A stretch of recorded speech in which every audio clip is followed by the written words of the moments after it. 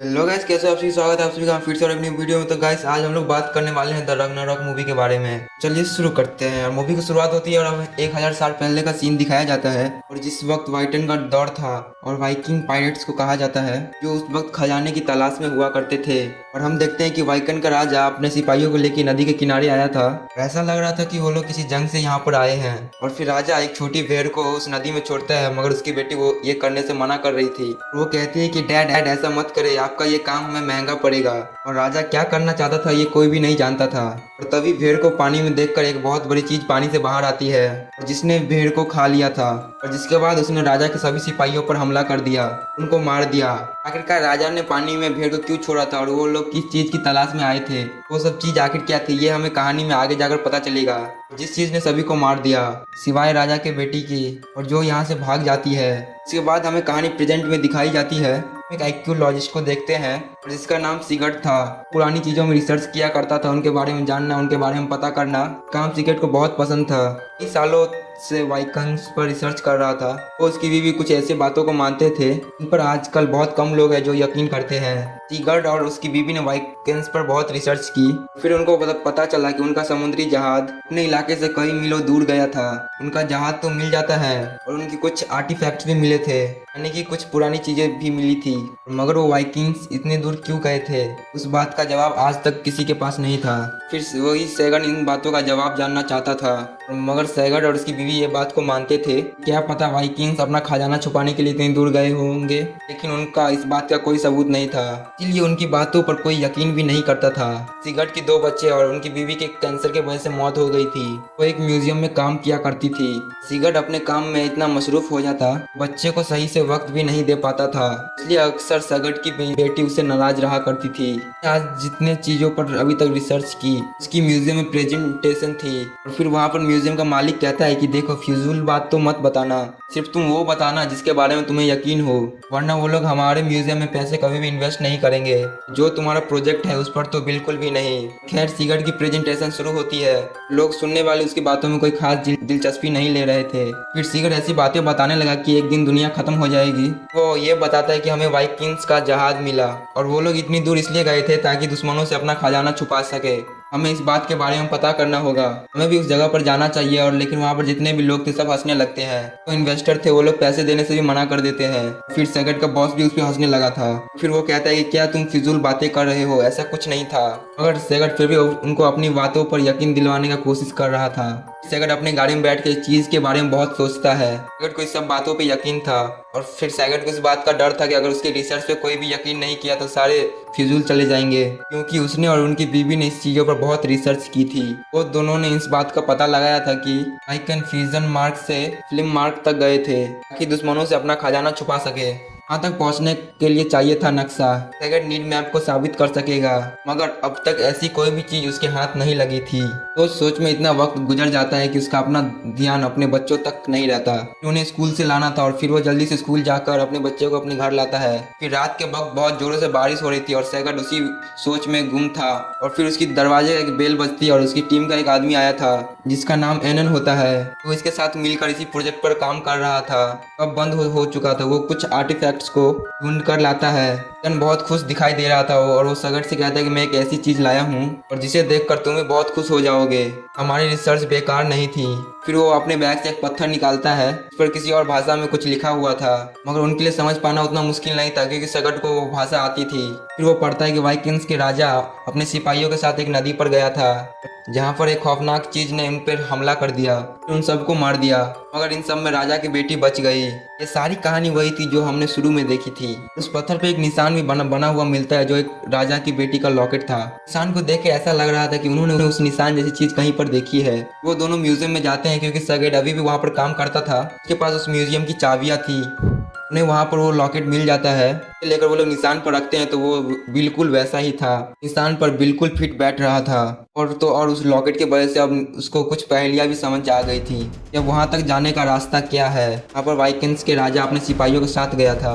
अब ये वहाँ पर जाने का फैसला करता है क्योंकि इसे अपनी रिसर्च को सच साबित करना था। वो इस बात के लिए अपने बच्चे को भी मना लेता है क्योंकि उन्होंने अपने बच्चे को वादा किया था कि वो शेयर पर लेके जाएंगे। सैगट टेलन से बात करता है। वो इस बात पर यकीन था कि सैगट अपना खजाना छुपाने के लिए वहाँ पर गए थे। खौफनाक मॉन्स्टर दरिंदों की कहानियों पर तो इन्हें भी यकीन नहीं था। इन्हें किसी खौफनाक चीज ने मार दिया।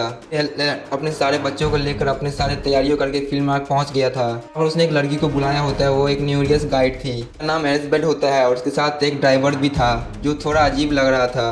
वहाँ के सभी रास्तों के बारे में पता था। जब सैगट उसे नक्शा दिखाता है तो वो कहती है ये जगह तो पहाड़ों के टनमियाल में है। भी वो सब वहाँ के लिए अब निकल जाते हैं और पहाड़ों पे बर्फ नहीं थी तो इन्हें जाने में उतना मुश्किल भी नहीं होती है। जब वो नदी के पास वहाँ पहुँच जाते हैं जहाँ उन्हें जाना था, आगे रास्ता बंद होता है। पर उन्हें बताता है कि सदियों पहले यहाँ पर 2 राज घराने में जंग छिड़ गई थी, फिर इस जगह को कब्जे में ले लिया गया था, फिर जिसके बाद गवर्नमेंट ने इस जगह को बंद कर दिया, आज तक बंद है। यहाँ पर अगर तार को काट देता है, अब यहाँ पर कोई भी नहीं था तो वसूल कैसी। जगह पर मच्छर भी बहुत थे, जाहिर है क्योंकि यहाँ पर इतना घना जंगल जो था।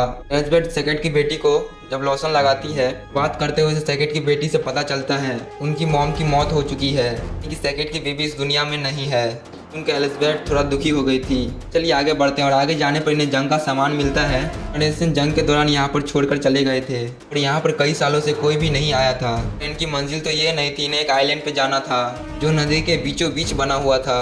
वो एक बिल्कुल आग जैसा था, उसका नाम अरूफ ऑडिन होता है। फिर उन्हें जल्दी वो आइलैंड नजर आ जाता है। अब ये सब मिलकर लकड़ी से एक कश्ती बनाते हैं तो आइलैंड पर पहुंच जाते हैं। इसका तो उसकी बीबी के रिसर्च के द्वारा तो वाइकिंग्स का खजाना यहीं पर होना चाहिए था।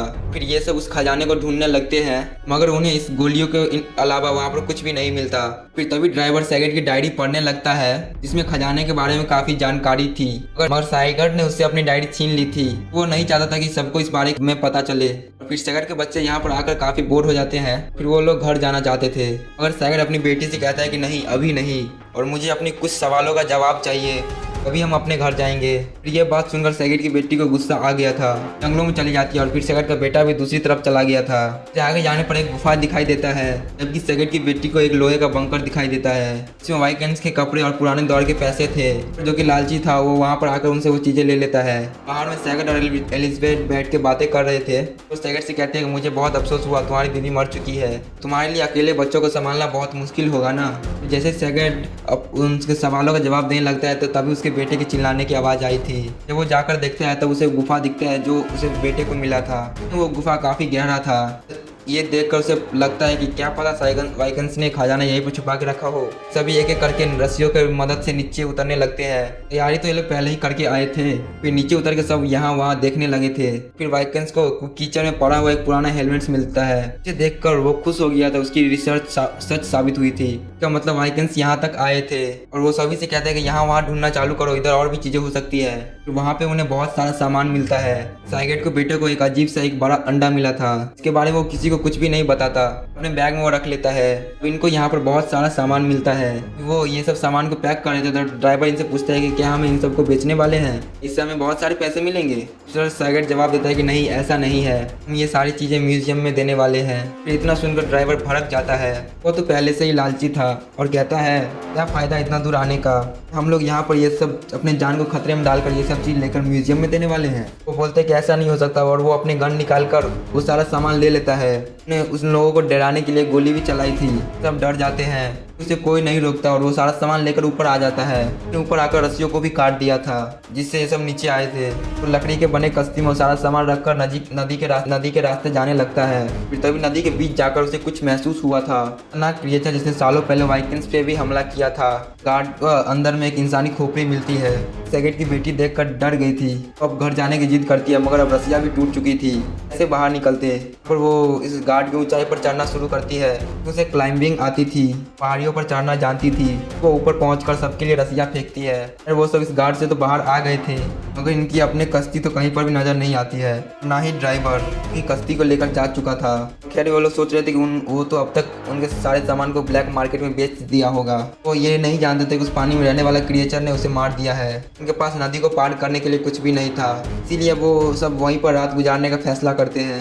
एनन जो अपने साथ एक इंसानी खोपड़ी लाया था वो उसके सेल को खोलते हैं तो उन्हें उसमें एक बहुत बड़ा दांत मिला था। ऐसा लग रहा था कि शायद उसे किसी जानवर ने मारा है। वो दोनों उस दांत को देखकर सोचते हैं कि आखिर इतना बड़ा दांत किस जानवर का हो सकता है। वो किसी को बिना बताए उस गाड़ के अंदर जाते हैं रात में। वो लोग बहुत ज्यादा अंदर जाने पर इन्हें इंसानी कंकाले बहुत सारे दिखाई दिए थे। मतलब ये था कि वाइकिंग्स यहाँ पर सदियों साल पहले आए थे। वो लोग यहीं पर मर गए, तभी अपने मुल्क वापस ना जा सके। तो उन्हें किसी कहानियों में उनका जिक्र नहीं था।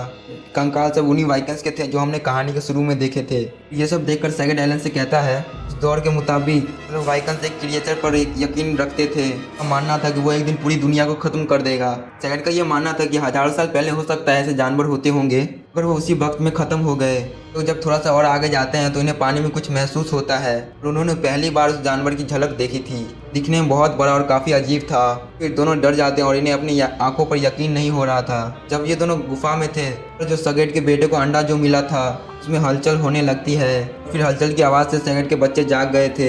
अंडे में से एक सांप निकलता है। उसको जब सैगेट का बेटा खाना खिलाता है, सांप ने सैगेट के बच्चे के हाथ से खाना तो खा लिया था, मगर अब वो उस पर हमला करने वाला था। तो बच्चों की शोर से एलिजाबेथ भी जाग जाती है। उसने उस सांप के बच्चे को एक बॉक्स में बंद कर दिया था। तो वो लगातार एक अजीब अजीब आवाज़ें निकाल रहा था। सांप जो वहाँ पानी में रहने वाले क्रिएचर तक पहुँच जाता है। रस्सी पानी में थे जिससे वो टूटा हुआ बंकर का हिस्सा बंधा हुआ था। सैगेट के बच्चे और एलिजाबेथ थे। फिर वो क्रिएचर उस रस्सी को पानी में खींचने लगता है। सैगेट और एलियन भी गुफा से बाहर आ जाते हैं। सैगेट जल्दी से उस दरवाजे को खोलने का कोशिश करता है, बच्चे और एलिजाबेथ को बचा सके। अपनी बेटी और एलिजाबेथ को तो निकाल लिया था, उसका बेटा अभी भी उस बंकर का अंदर था। बंकर फिर अटक जाता है। फिर इस बात का फायदा उठाकर उसने अपने बेटे को भी निकाल लिया था और फिर सब बहुत ज़्यादा डर चुके थे, खासतौर पर सैगेट के बच्चे। एलिजाबेथ कहती है कि हमें किसी भी तरह यहाँ से निकलना होगा। फिर वहाँ पर एलन को बॉक्स मिलता है, उसमें क्रिएचर सांप का बच्चा था। वो समझ चुका था कि वो क्रिएचर उनके पीछे क्यों पड़ा है। बच्चे को लेना चाहता है, लेकिन वो अभी भी उस बॉक्स को अपने पास रख लेता है। उसके इरादे क्या थे वो कोई भी नहीं जानता था। यहाँ से इन्हें अब किसी भी कीमत पर निकलना था।